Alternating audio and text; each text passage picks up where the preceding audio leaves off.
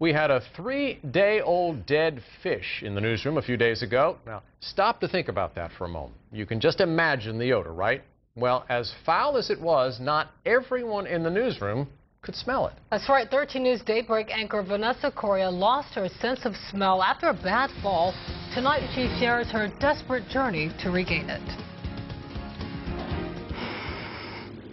What do you smell? Nothing really. Yeah, that was day-old fish. But how about the very pungent stargazer lily? What do you smell?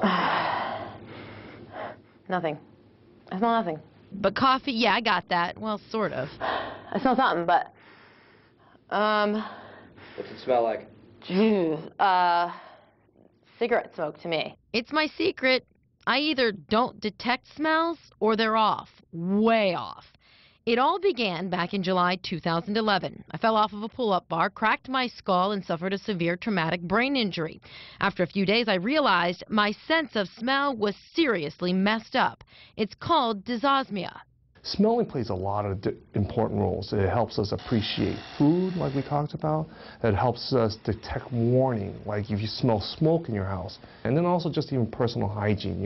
How do you make sure that, you're socially acceptable in the community, right? Dr. Joseph Hahn, an ENT and professor at EVMS, saw me about a year after my injury. He says unlike smell loss due to allergies or polyps, when a brain injury is involved, there's not much mainstream medicine can do about it.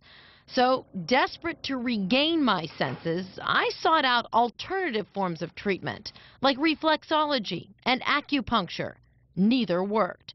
So I began researching doctors who specialize in smell loss and found Dr. Robert Henkin at the Taste and Smell Clinic in Washington, D.C. For people like me, he's often the last resort. The underlying issues about how we live on a daily basis really relates to our ability to taste or smell. Dr. Henkin says smell loss is a hidden epidemic affecting, in his estimation, 21 million Americans. At his clinic, he analyzes not just what you eat, but everything you consume. He tests your blood, your urine, your saliva in pure form, which isn't particularly easy to collect. And even your snot, also not easy to collect. All of this to see what's going on with human growth factors. It's like if you had diabetes. If you don't have enough insulin, then your blood sugar is not going to work very well, and you'll have all these symptoms.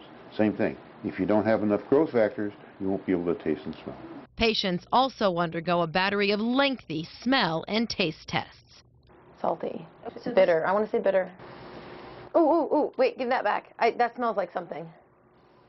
Mint. I want to say mint. The initial visit takes about 5 hours. During my appointment, Dr. Henkin confirmed I can, in fact, smell and taste, but not like I used to. So you have the worst of both worlds. One, that you have a loss of taste and smell, and two, you have a distortion of taste and smell, and they both go together. Basically, my brain's not making the right connections. So on my follow-up visit, the doctor performed what's called transcranial magnetic stimulation to inhibit my distortions. Now, more than a month and a half after treatment, I'm gradually making some progress. But to me, it kind of smells like dirt. Paying a visit to Dr. Henkin is costly, as much as $3,500. But you can get your insurance company to cover it. That's what I did.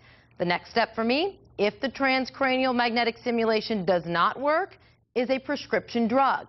My next follow-up phone call with Dr. Henkin is tomorrow afternoon, so wish me luck.